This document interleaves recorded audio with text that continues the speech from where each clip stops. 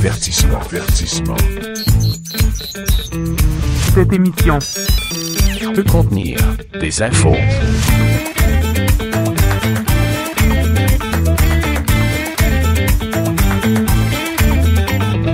Bonjour et bienvenue dans cette nouvelle édition de Peut contenir des infos. Est-ce que vous entendez dans ma voix cette Halloweenite?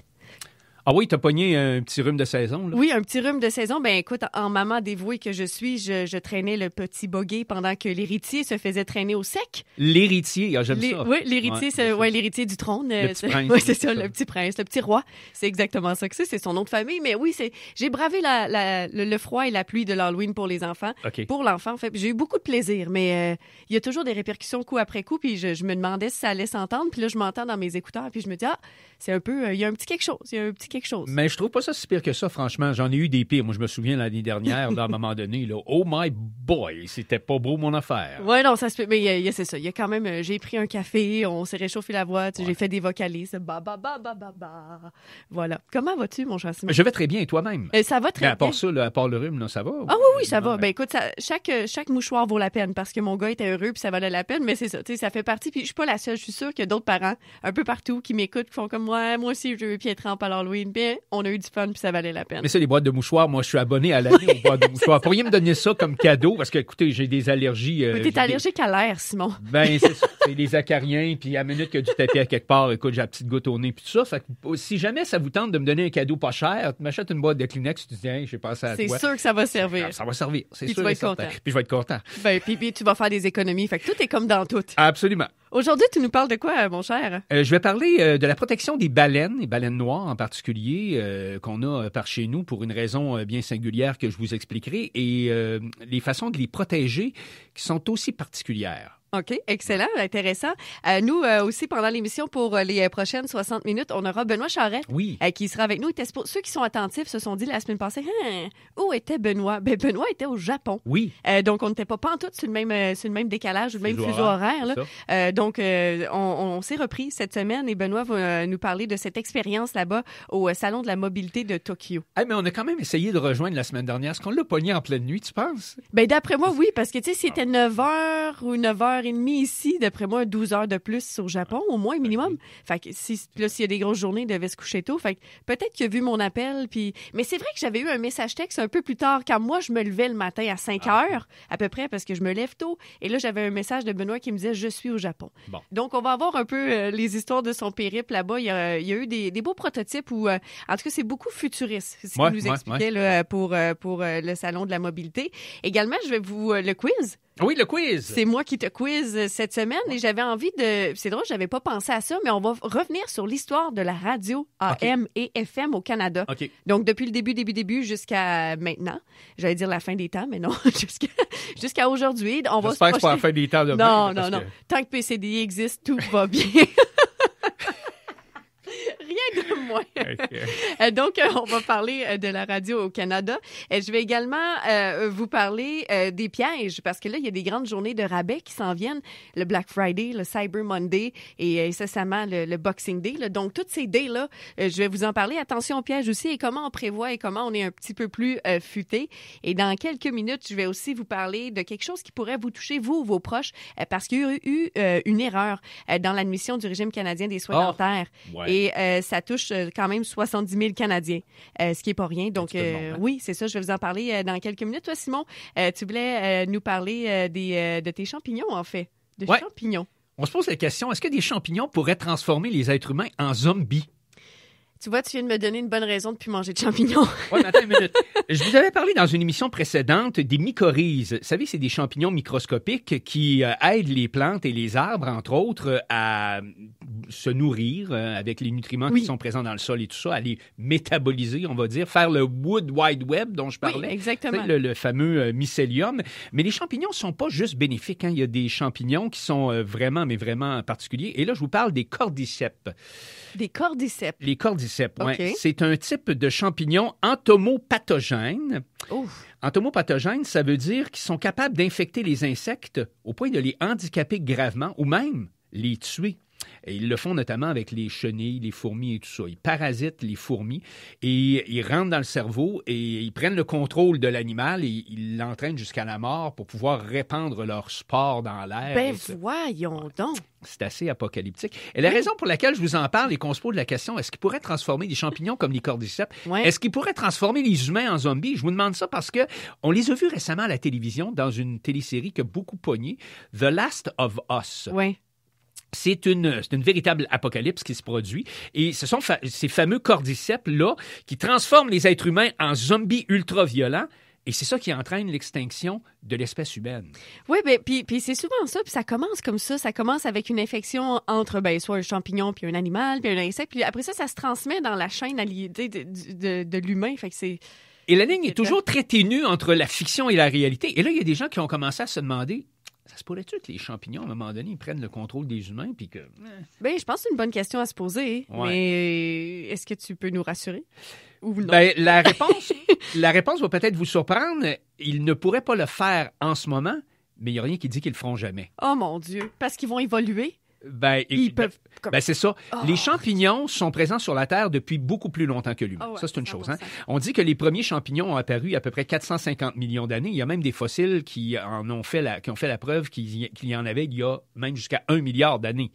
C'est quasiment la base de la vie, un peu. C'est pratiquement la base de la vie. Oui. Bon, ouais, c'est ça. Et les tout premiers hominidés, là, c'était même pas des humains encore, là, c'était comme des grands singes, on va dire. Ils sont apparus il y a à peu près 7 millions d'années. Donc, peux-tu vous dire qu'entre 1 milliard d'années ou même 450 millions, comme ceux les plus... les plus anciens retrouvés. C'est ça. Là.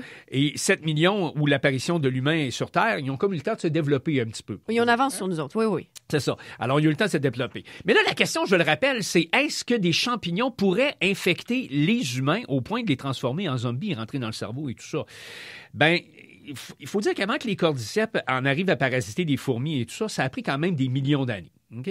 Oui. Il ne se fait pas du jour au lendemain de commencer à s'attaquer à une sorte de... Fait que là, tu es en train de nous rassurer pour nous dire qu'il n'y a pas de risque zéro puis que c'est possible. C'est en train de vous dire que ça serait difficilement concevable aujourd'hui, en 2025, mais ça veut pas dire que dans quelques centaines de milliers d'années, ça pourrait pas arriver. Mais est-ce que ça pourrait être d'un délai plus court? Là? Je veux pas être alarmiste. Là, il y a déjà des champignons qui infectent les humains. Oui, hein. c'est ça. Il y a entre autres le Candida auris, à titre d'exemple, qui est un champignon qui infecte le sang. Et il y a même quelqu'un au Nouveau-Brunswick, il n'y a pas tellement longtemps de ça, qui a eu une infection sanguine avec ce type de champignon-là et ça s'est attaqué au cerveau. Seigneur. Mais ça ne l'a pas transformé en zombie. Non, quand même. Mais on a été Mais obligé de faire c'est ça, des séquelles, de l'irrigation et tout ça. Mycose des ongles, là.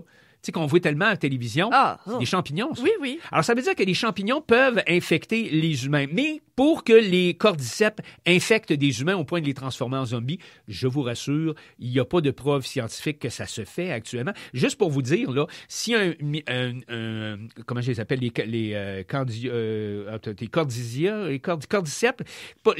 actuellement, s'ils infectent une fourmi, par exemple, en Thaïlande, le cordyceps-là ne pourrait pas attaquer une fourmi aux États-Unis, par exemple, et l'infecter. Ils n'ont pas la même génétique. Exactement. Il s'est tellement développé, ça a tellement pris de temps, des centaines de millions d'années avant d'arriver là. C'est comme précis. Ils ont décidé de se développer pour attaquer telle espèce. Donc, en résumé, pensez pas que ces cordyceps-là qui attaquent les fourmis ou les chenilles vont nous sauter dessus demain puis nous infecter et nous transformer en zombies, mais...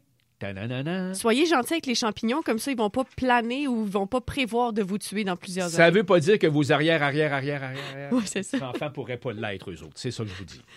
Ben, je sais pas, j'ai envie de te remercier. C'est fréquent un petit peu. Oui, c'est fréquent un petit peu, mais c'est important de savoir ces choses-là. Puis quand il y a des choses qui passent à la télé aussi, de remettre les pendules à l'heure, puis un peu calmer l'hystérie générale, ça fait toujours du bien.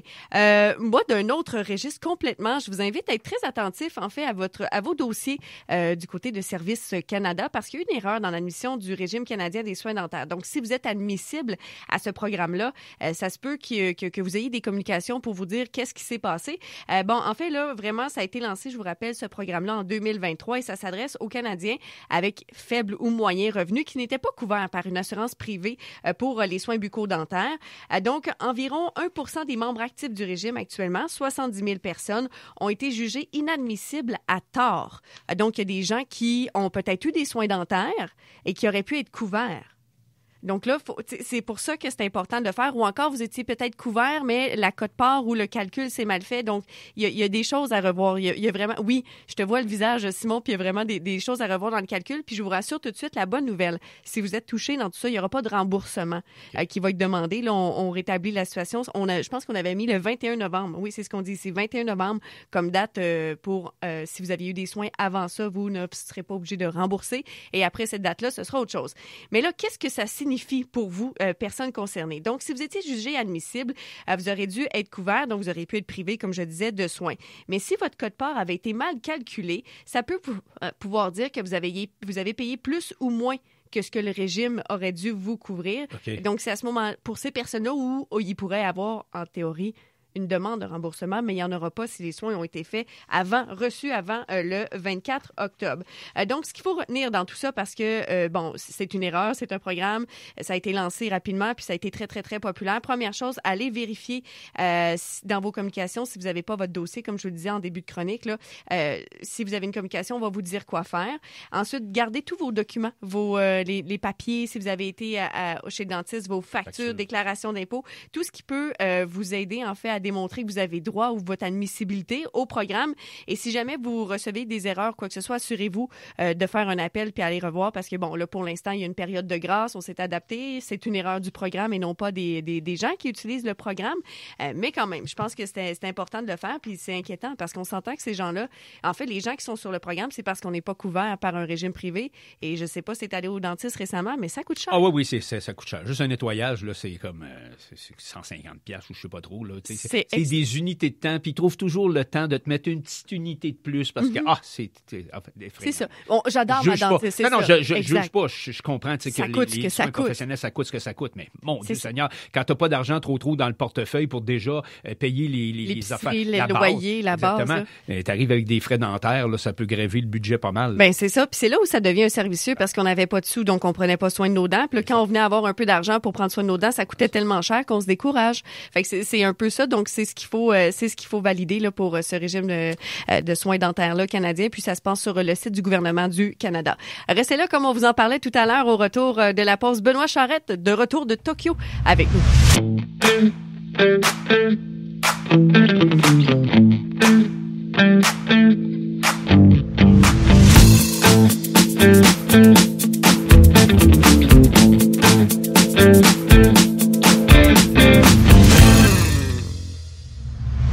Avertissement.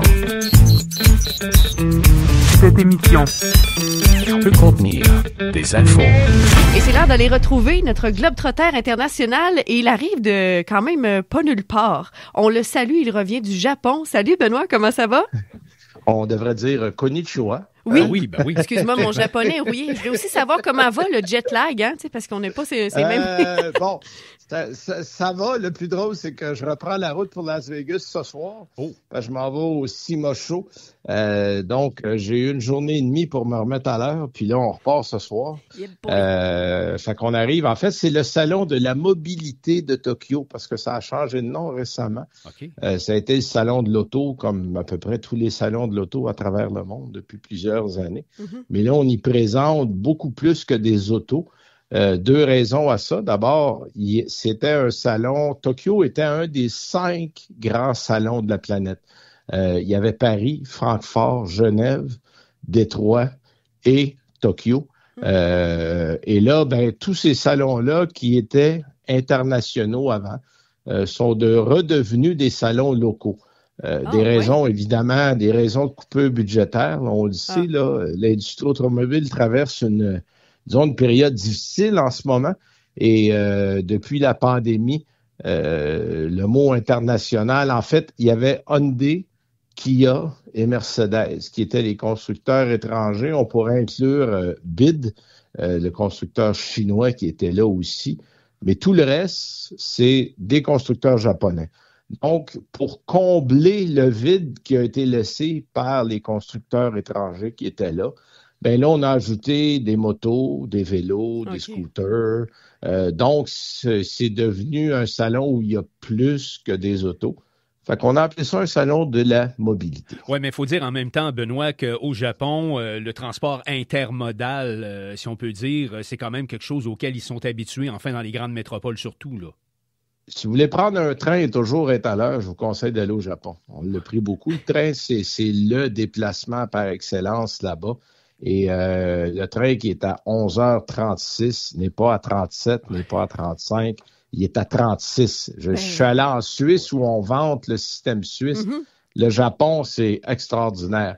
Mais pour déplacer, parce que le Japon, bon, évidemment, c'est pas un très grand pays, mais le train couvre merveilleusement tout le pays à une vitesse, on s'est promené à pratiquement presque 300 km/h dans le bullet train, là, le Shinkansen.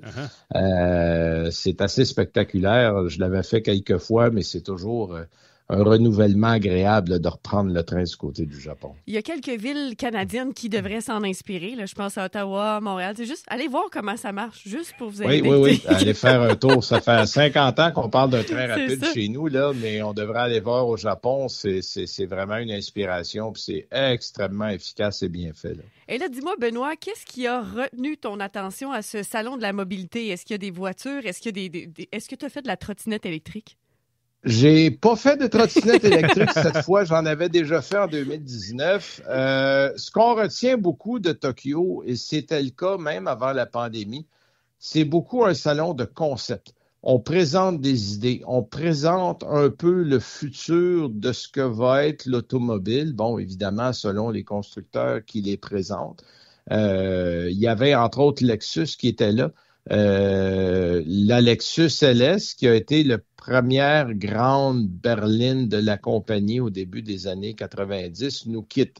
Il n'y aura pas de modèle 2026. Le modèle 2025 sera la dernière année. Mais cela n'a pas empêché la compagnie de poursuivre dans le nom LS, mais pour une famille de véhicules. On a présenté un coupé sport, on a présenté une fourgonnette à 6 roues, assez spectaculaire. On avait l'impression d'être dans les sentinelles de l'air. Là. Ça donnait cette espèce d'impression de voiture qui est à la fois futuriste, mais qu'on dit, on pourrait voir ça. 4 petits trous derrière pour un plancher plus bas, 2 grandes roues à l'avant. On a présenté même un concept monoplace qui est une espèce de salon roulant. La porte s'ouvre sur le devant et on est assis seul à l'intérieur. Et ça pourrait être du transport urbain, par exemple, pour ceux qui ont des courtes distances à couvrir. Donc, beaucoup de modèles. Une compagnie comme Honda a présenté un moteur de bateau, une fusée, un avion, une voiture, des motos. Ouais. On avait un kiosque qui était très grand et on en avait vraiment pour tous les goûts. Du côté de Mazda, on avait 2 concepts. On a ramené le moteur rotatif qui est une marque, je dirais, de commerce de Mazda qu'on pense réutiliser dans le futur. Et même des compagnies que nous, on a connues, qui ne sont plus ici, comme Suzuki, qui n'est plus au Canada depuis 2013, présentait un Vitara électrique. Donc, le petit modèle Vitara qu'on a eu chez nous pendant des années existe encore ailleurs dans le monde. Et on a décidé que ce modèle-là, qui est populaire un peu partout sur la planète, va devenir le premier modèle global électrique de la compagnie. Ça commence en 2026 au Japon. Après ça, on va poursuivre en Asie du Pacifique. On va aller en Europe, on va aller en Australie. Donc, on a présenté ça aussi. Il y avait une compagnie aussi comme Toyota qui a présenté un concept de la future Corolla. Qui pourrait être à la fois électrique, hybride et à essence. Donc, on n'exclut personne parce que c'est la voiture la plus vendue au monde. Oui. Donc, c'est un modèle qui est populaire partout, qui est connu de tous les gens de la planète ou à peu près, qui est fiable. Donc, on mise sur je dirais, cette popularité-là pour justement aller plus loin et amener le modèle vers autre chose. Et il y avait plein de petites compagnies, parce que c'est intéressant. On commence à s'intéresser, par exemple, au caravaning au Japon. Mais là, il faut comprendre que les grands espaces du Japon, c'est pas les grands espaces du Canada. Là. Les grands espaces du Japon, c'est un terrain vague de 250 pieds carrés. Là. J'en mets à peine. Alors, les formats qu'on a là-bas sont beaucoup plus petits qu'ici, là. Les autobus Prévost, là, où on peut littéralement vendre sa maison, déménager là-dedans, puis se promener partout en Amérique du Nord, c'est pas le concept du caravaning japonais. C'est des modèles, c'est des petits modèles, mais les gens aiment aller dans la nature et il y a des coins bien aménagés au Japon pour ça.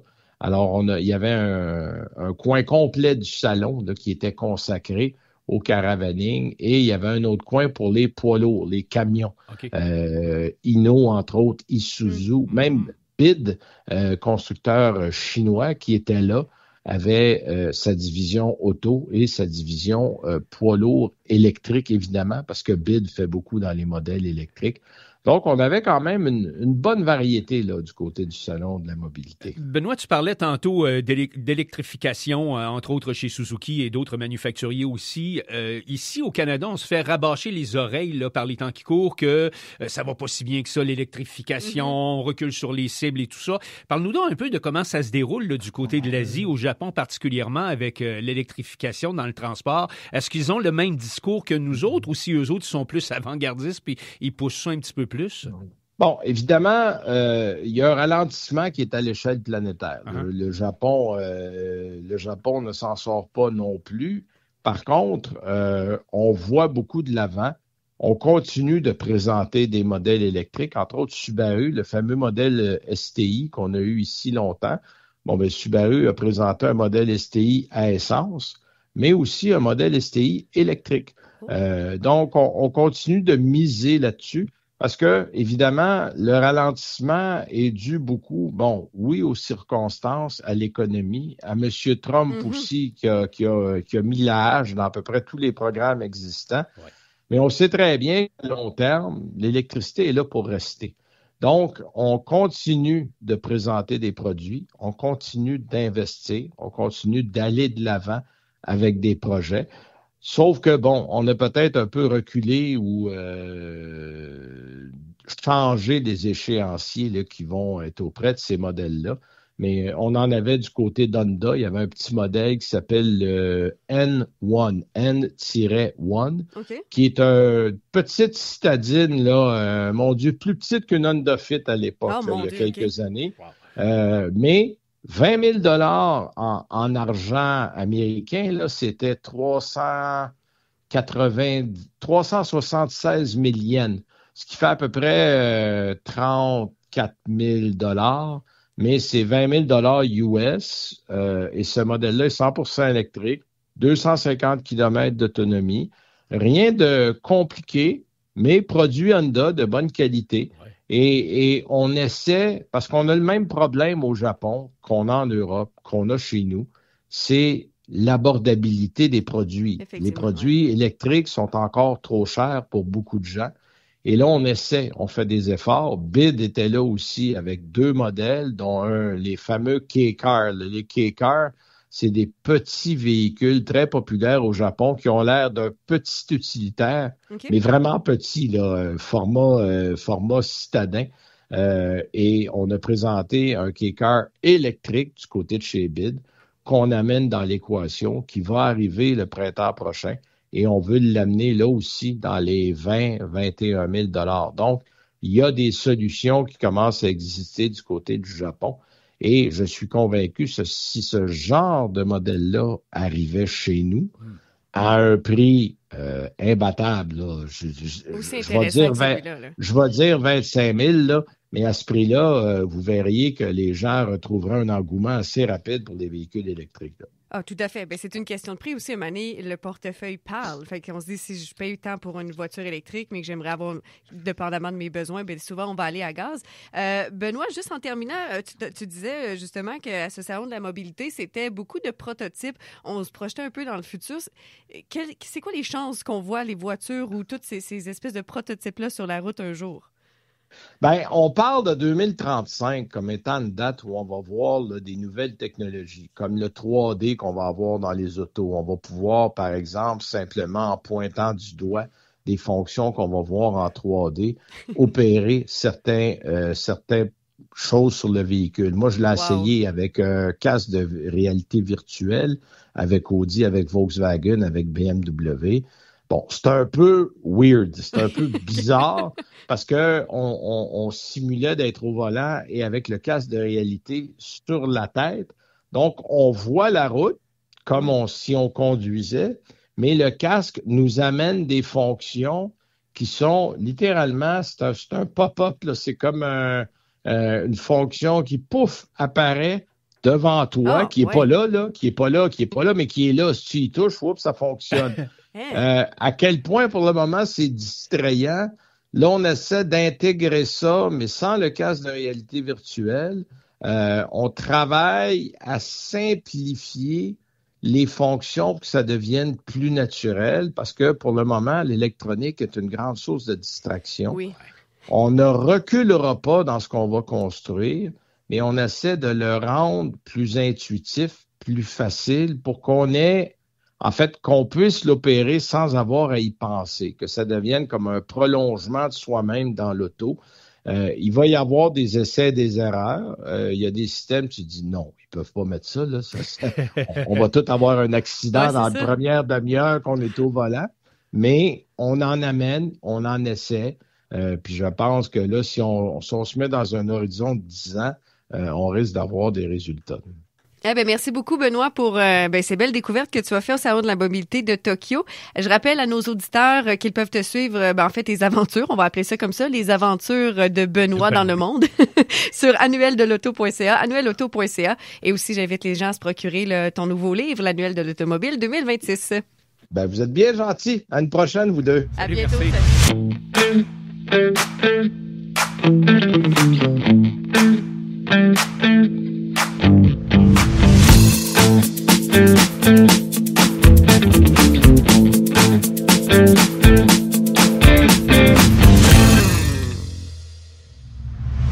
Avertissement.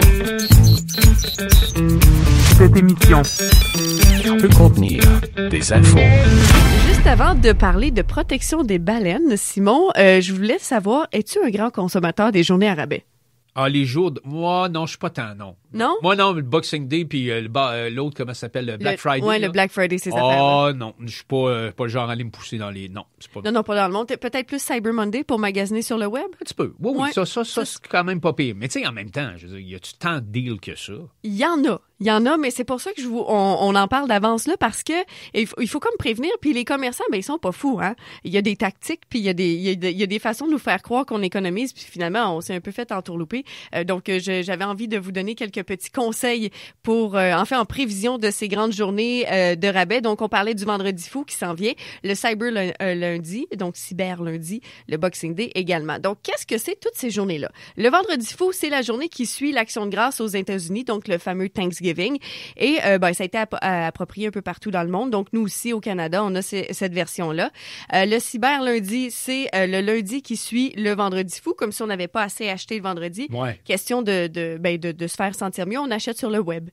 Donc, il y a plus de rabais sur le web. Donc, c'est vraiment pour faire les rabais en ligne ou pour ceux qui n'aiment pas le monde. Comme toi, là, mettons qui n'aime pas aller magasiner avec trop de monde, c'est l'occasion idéale pour regarder les deals.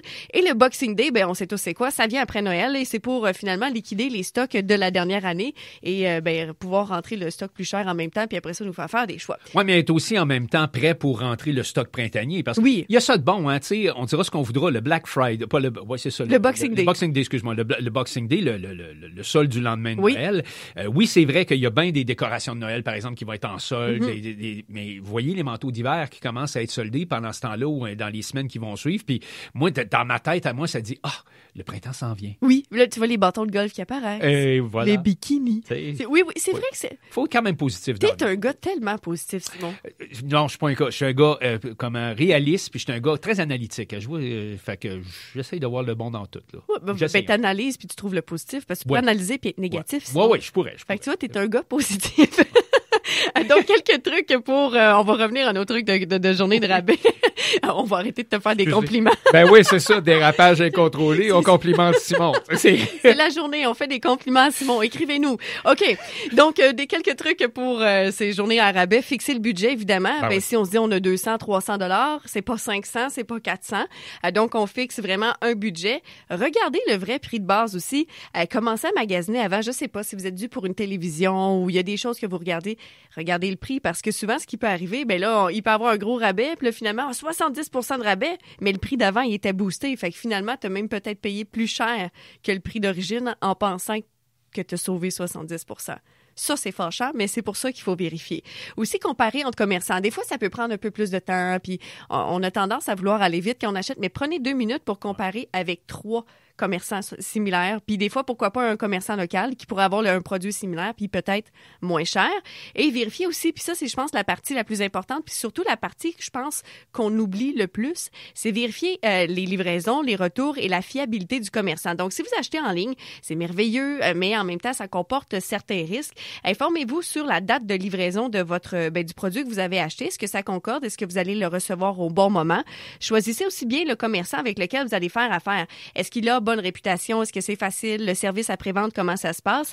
Et vérifiez surtout les politiques d'échange et de remboursement. Parce que dans ces journées de rabais-là, souvent, ce qui arrive, on liquide. Mais c'est qu'il n'y a pas les... Tu peux pas ramener les affaires ça, après. Exactement. Donc, si ça s'applique pas aux articles en liquidation, la politique de retour ou le remboursement ou quoi que ce soit. Donc, c'est vraiment important de valider ça parce que je pense que c'est ça ensuite qui va créer plus de problèmes. Parce qu'acheter quelque chose puis dire finalement, j'en ai pas de besoin, je vais le retourner, c'est tel que tel.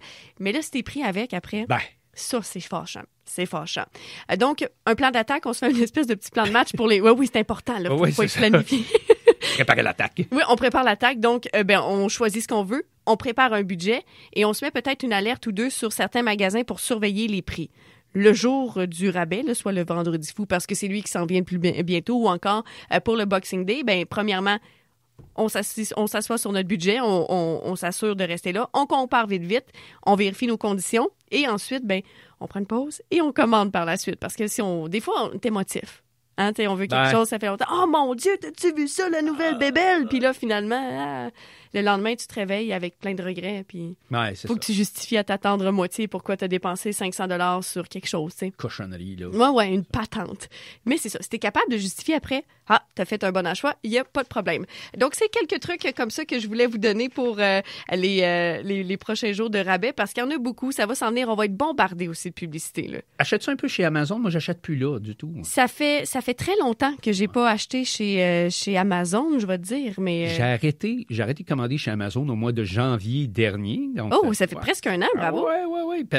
En signe de comme protestation un peu contre l'américanisation, si on veut. Là, les magasins, tout ça. Il y a ça, puis il y avait aussi des politiques contre les travailleurs que je trouvais plus ou moins discutables. Fait que j'ai arrêté de consommer chez Amazon parce que j'ai le luxe de vivre dans un endroit, dans une région où il y a quand même pas mal de commerce au détail. Mais je sais qu'à travers le pays, il y a des gens qui achètent chez Amazon parce que ils ont plus ou moins le choix. Ils restent en région un peu, s'éloigner des grands centres. Il y a des commerces locaux qui utilisent Amazon aussi dans les régions plus éloignées. Je vais vous donner un hint, OK, pour vérifier les prix sur Amazon. Ça s'appelle camelcamel.com. OK, puis c'est très vrai ce que je vous dis, comme chameau. OK, là, fait que chameau.com. Camelcamel.com. Allez là, c'est un engin un outil de recherche, si on veut, qui scrute Amazon à la recherche des meilleurs prix.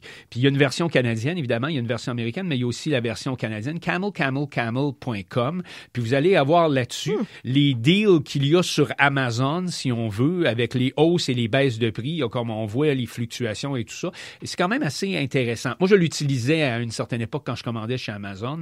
Je ne l'utilise évidemment plus parce que je commande plus là. C'est intéressant. Mais je suis en train de justement regarder ça, là, puis c'est vraiment, tu y vas avec les produits populaires. Puis tu peux chercher. Puis il y a un engin de recherche, fait que tu cherches quelque chose, puis c'est là que tu vas voir, parce que Amazon, c'est pas juste Amazon qui vend là. C'est une plateforme de revente pour des vendeurs tiers, si on veut. Ça fait qu'il y a un paquet de comment je dirais ça, de commerces qui sont pas nécessairement Amazon eux-mêmes, mais qui passent à travers cette plateforme de vente-là puis camelcamel.com, excusez.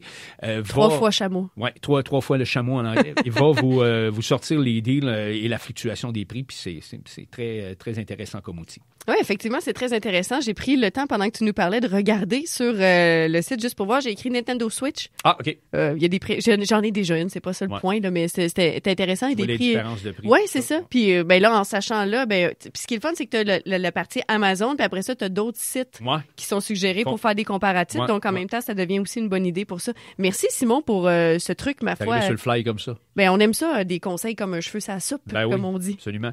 Je vais te parler de baleine un petit peu. Oui. Parce que c'est surprenant, puis ça touche aux technologies à quelque part. Okay. Il y a un projet qui s'appelle Baleine-ID. En anglais, on l'appelle Smart Whales. Et il a été lancé, ce projet-là, cette initiative, en 2021.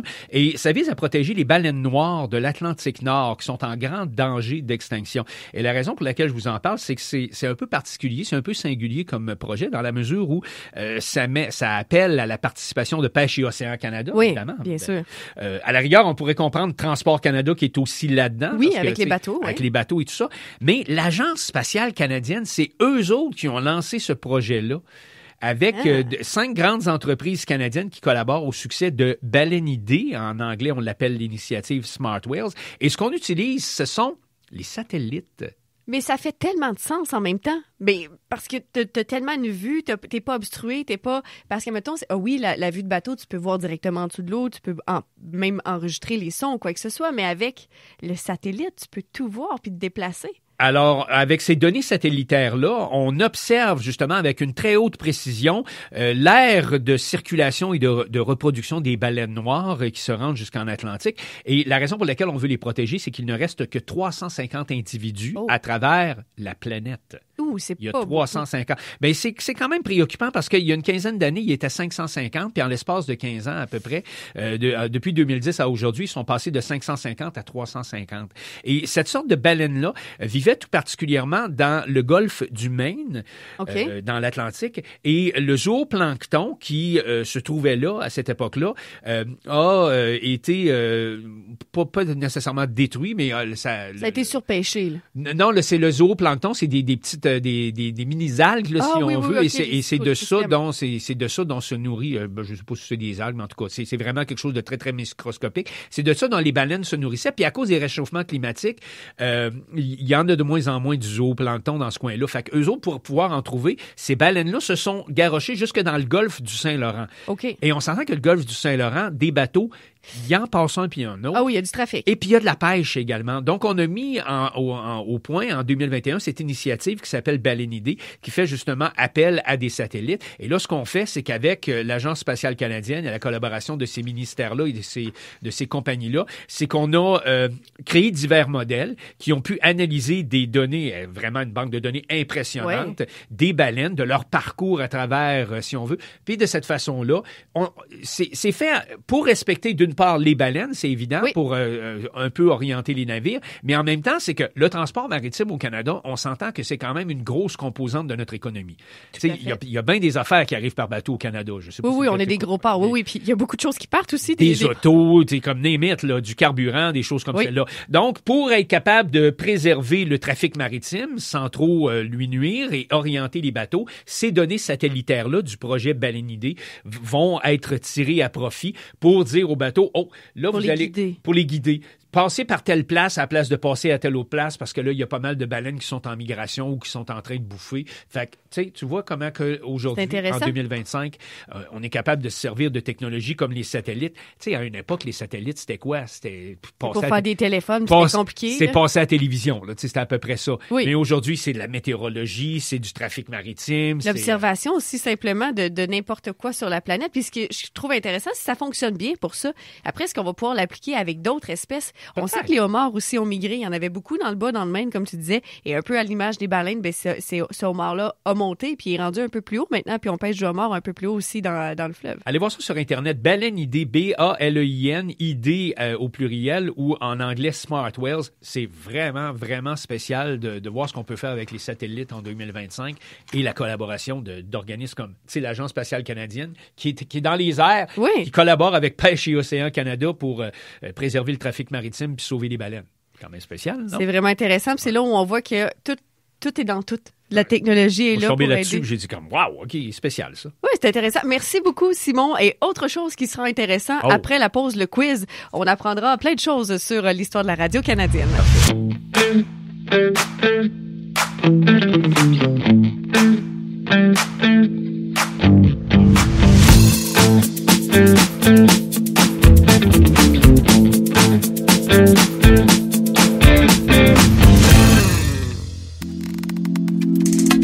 Pour rester en contact avec Peut contenir des infos, abonnez-vous à notre page Facebook.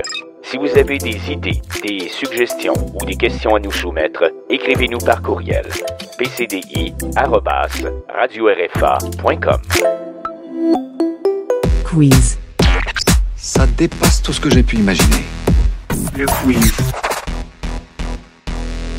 Le quiz. Juste avant de commencer le quiz, Simon, tu voulais amener un complément d'information sur le zooplancton. Moi, je parlais d'algues tantôt, mais zooplancton, en fait, c'est un ensemble d'organismes animaux microscopiques qui flottent dans l'eau et qui se nourrissent, eux, de phytoplancton, donc qui sont des plantes ou des algues et des choses comme ça. Donc, les baleines noires dont je parlais tantôt, ils manquent de zooplancton, ces petits organismes microscopiques, puis c'est pour ça qu'ils s'en viennent chez nous. Ils partent du Maine pour s'en venir au Canada se nourrir. Hey, c'est-tu pas le plus beau pays du monde, Ah, hein? mais en. Le plus beau pays du monde. Merci, Simon, pour cette précision.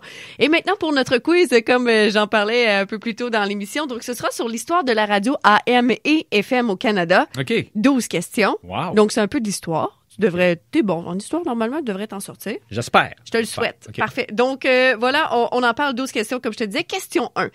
Quelle a été la première station de radio canadienne à diffuser officiellement? Est-ce que c'est A, CKAC à Montréal, B, XWA à Montréal, C, CFCF Toronto, c'est pas une équipe de soccer, ou encore D, le CBFT à Ottawa? C'est XWA. Bonne réponse. Ouais. Bonne réponse. Qui a diffusé donc sa première émission en mai 1920. Il y a plus de 100 ans, donc il y a 105 ans depuis Montréal. Et c'est l'une des premières stations régulières dans le monde, d'ailleurs, à diffuser. Bravo, tu vois, tu t'en sors bien. Question numéro 2. Dans les débuts de la radio AM, que signifiaient les lettres AM? Est-ce que c'est Audio Magnetic, Amplitude Modulation, Alternating Music ou Analog Media? C'est l'amplification la modulation des amplitudes. Amplitude, modulation. Ouais, c'est ça, Amplitude Modulation. Bravo, bonne réponse. Donc, l'AM, on modifie donc la puissance du signal pour transmettre le son. C'est un peu ce que veut dire AM pour la radio AM. Donc, 2 sur 2, ça va très bien. Oui. Ben, je vais mettre une autre croix. Je tiens juste à dire que tu as déjà autant de bonnes réponses qu'au dernier quiz que tu as fait. Ah oui, c'est vrai. Ben, c'est vrai, t'avais juste eu deux. Je te taquine. Question numéro 3. Tu peux pas être bon dans tout. Hein? Non, mais Mané, il faut que tu laisses la chance aux autres, sinon. Ben oui. C'était tout le temps parfait, là. On n'a aucune chance. On n'a aucune chance. Quoi? Pas de pression, hein? Question numéro 3. En quelle année la radio FM a-t-elle fait son apparition au Canada? Est-ce que c'est A en 1939, B 1945, C 1958 ou D 1967? Ça, c'est une meilleure question, par exemple. Je dirais probablement aux alentours de 1945.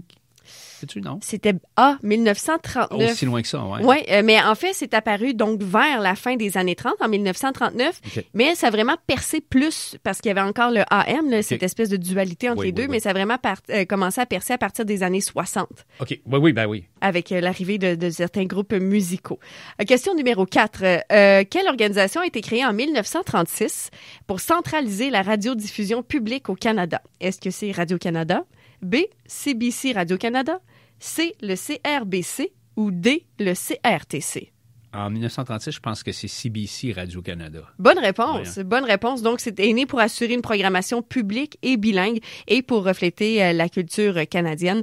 Donc, s'assurer qu'il y ait un peu des nouvelles canadiennes dans les deux langues, un peu partout au pays. Question numéro 5. Maintenant, pour toi, Simon. Pourquoi la bande FM a-t-elle pris le dessus sur la bande AM à partir des années 70? Est-ce que c'est A, parce que c'était moins cher à produire? B, c'était une meilleure qualité sonore et moins d'interférences? C, plus de publicité permise? Ou D, c'était obligatoire par le gouvernement? Non, c'était la meilleure qualité sonore. Là. Oui, tout à fait. C'est en plein ça. Donc, offrait un son plus clair.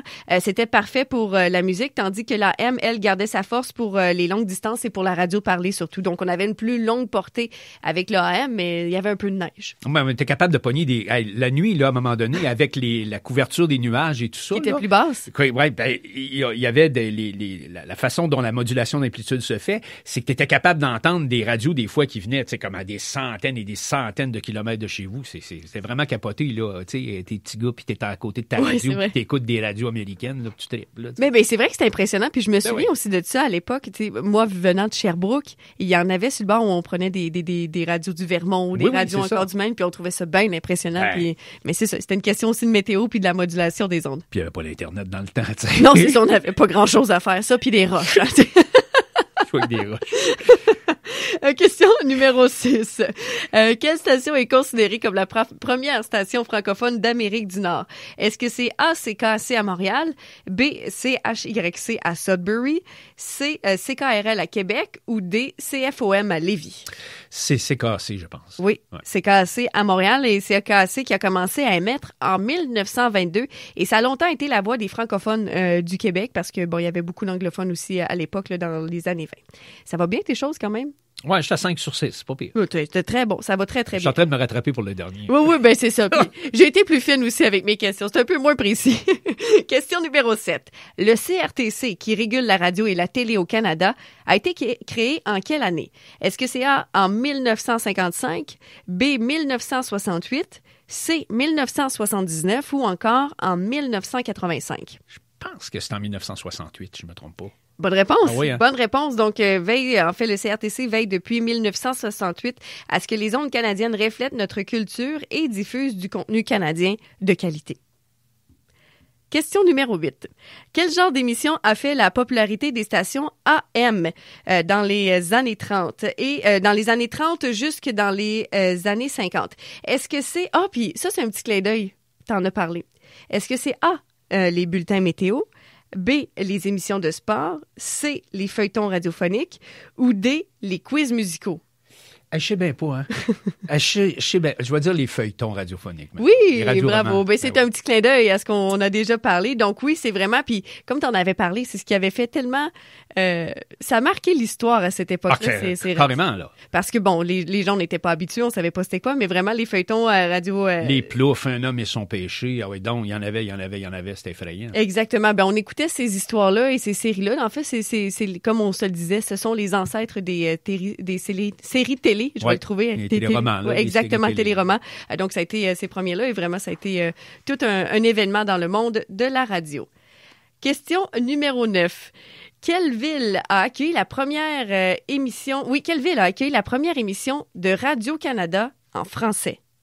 Est-ce que c'est A, Ottawa, B, Montréal? Est-ce que c'est Québec ou encore D, à Toronto? Il me semble avoir déjà lu ça. Tu me répètes les villes, s'il te plaît? Ottawa, Montréal, Québec ou Toronto? Première émission de Radio-Canada en français. Il me semble avoir lu que c'était du côté d'Ottawa, puis c'était, je pense, au Château-Laurier. Ça se peut-tu, non? C'était à Montréal, en 1937. Okay. Mais c'est drôle, j'ai cette information-là aussi dans mon cerveau.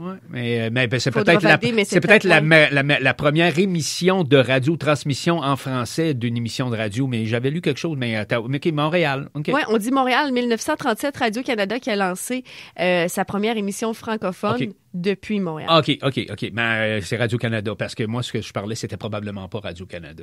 Oui, c'est ça, c'est vraiment Radio-Canada. C'est ça, la première émission de Radio-Canada en français. C'était pas première émission de radio en français en général. Parfait. Pas de problème. Mais des fois, c'est ça. Question numéro... Tu as le droit de faire répéter la question, tu sais. C'est vrai? Oui. J'ai le droit de faire ça. Puis la seule chose qu'on n'a pas le droit, c'est d'appeler un ami. Comme dans Who Wants to be a Millionaire. Oui, c'est ça. Tu peux pas appeler ton ami. Peux-tu couper les réponses en deux? Ça serait pas pire qu'on refasse le quiz puis qu'on change un peu les règles. On peut couper les... ça pourrait être pas pire. En tout cas. Ou tu sais, des fois, on a de la misère avec les droits d'auteur. Je pourrais juste comme faire la chanson inversée. Tu sais, te la faire jouer à l'envers. Puis il faut que ça pourrait être une idée. On va essayer ça. Question, je suis rendue à 10, hein, je pense. Oui, question numéro 10. Qu'est-ce qui distingue la radio communautaire francophone au Canada? Est-ce que c'est qu'elle est commerciale? Est-ce qu'elle dépend de Radio-Canada? Je trouve mes choix de réponse drôles. Oui, c'est ça, je suis comme, OK. Est-ce qu'elle est gérée par la communauté locale ou encore elle diffuse uniquement de la musique? Ben, il est pas mal géré par la communauté locale. Oui.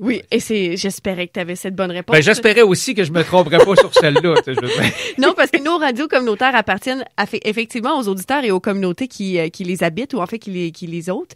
Parce que ces radios communautaires-là sont nourries par les populations francophones et la population francophone permet de se retrouver dans les programmations, dans les nouvelles. C'est ça qu'il faut comprendre. On est dans le mois de novembre. On va en profiter. Là. Le mois de novembre, c'est le mois de l'économie solidaire et sociale, ou sociale et solidaire, oui, exact. on peut dire. Puis l'économie sociale et solidaire, c'est entre autres la radio communautaire, qui est pas là pour remplir les poches d'un actionnaire qui est à Toronto ou à Montréal. Et qui connaît pas le monde de la place. Qui connaît pas le monde de la place, qui est un gros chapeau avec, mettons, une compagnie avec 4 lettres dans le nom, là, tu comprends de qui je parle, puis que tout se décide à Toronto ou à Montréal. Une radio communautaire, c'est faite par, avec et pour la communauté. Ce sont les gens de la communauté qui sont impliqués dedans. Et la propriété, là, vous savez, c'est qui la propriété? Ben oui, il y a une compagnie qui s'appelle la radio communautaire. Oui, ou des fois, c'est un organisme à but non lucratif. Ben, c'est des organismes, c'est ça. Exact. C'est des organismes à but non lucratif. Ben, les propriétaires, au final, c'est le monde de la communauté. C'est à vous autres, cette radio-là. En s'impliquant dans le conseil d'administration, en allant aux assemblées générales. Puis, tu sais, des fois, c'est aussi niaiseux. Puis, je dis ça de même, là.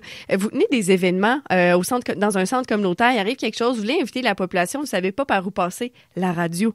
Et à la radio, on va se faire un plaisir d'en parler parce que c'est pour ça que les radios communautaires sont là, pour refléter et donner une portée, en fait, aux événements de nos communautés. C'est ça. Fait que c'est un beau plaidoyer dans ce quiz-là, mais si jamais vous faites des événements, vous avez des choses à dire, fiez-vous sur vos radios locales.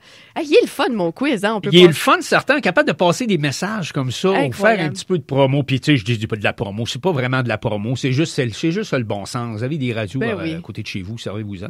Puis exact. Puis c'est ça, des fois, tu sais, c'est comme quand tu habites à côté d'un beau paysage, un moment donné, tu ne vois plus le beau paysage parce que tu es habitué. Mais se le faire rappeler une fois de temps en temps, hey, regarde le beau paysage que tu as, c'est important de le voir. Donc, là, tu t'assis sur ta galerie avec ta tasse de café puis tu fais des publicités en regardant les... Oui, tu regardes ta radio, tu écoutes la musique puis tu es inspiré puis tu fais des publicités. Question numéro 11. On va poursuivre notre quiz parce qu'on est toujours dans le bloc du quiz. Quelle décennie marque le grand essor des stations FM musicales au Canada? Est-ce que c'est les années 50, les années 60, les années 70 ou encore les années 80? Je pense que ça a commencé pas mal dans les années 70, si je me trompe. Oui, avec le rock et le disco qui a complètement fait exploser les ondes. C'était dédié aux jeunes, aussi à la jeunesse, cette folle jeunesse qui se rebellait contre le clergé. Donc, ça a été des années complètement folles de musique. Et je pense, honnêtement, moi, je suis nostalgique d'une époque que je n'ai pas connue. Parce que je pense que si j'avais été une animatrice radio dans cette époque-là, ça aurait été complètement fou. C'était tellement fort, la radio FM, là. Puis il y a le groupe canadien Rush qui a fait une chanson qui s'appelle Spirit of Radio. Puis ça raconte un petit peu la belle époque des ondes FM, si on veut, où les groupes de musique progressive ou de rock et tout ça gagnaient, si on veut, en popularité grâce à la radio FM là, qui arrivait, qui bombardait les jeunes avec des succès, là, puis il y avait des billboards puis des affaires comme ça. Oui, puis là, des fois, les artistes disaient « Faites juste appeler à la radio pour demander notre chanson. » Puis là, la chanson passait une fois, puis paf! Ouais. Ça devenait un immense succès. Ils ont vendu pas mal de cassettes Maxwell puis TDK aussi à l'époque. Des cassettes, oui. Aïe, aïe, aïe. Appelez à la radio, me demander, joue-moi tel tune, mais dis-moi quand ça va partir, dis mon nom là pour que je pèse sur record puis que j'enregistre. Ouais, c'est ça, puis parle pas sur l'intro de la toune. Parle pas sur l'intro de la toune.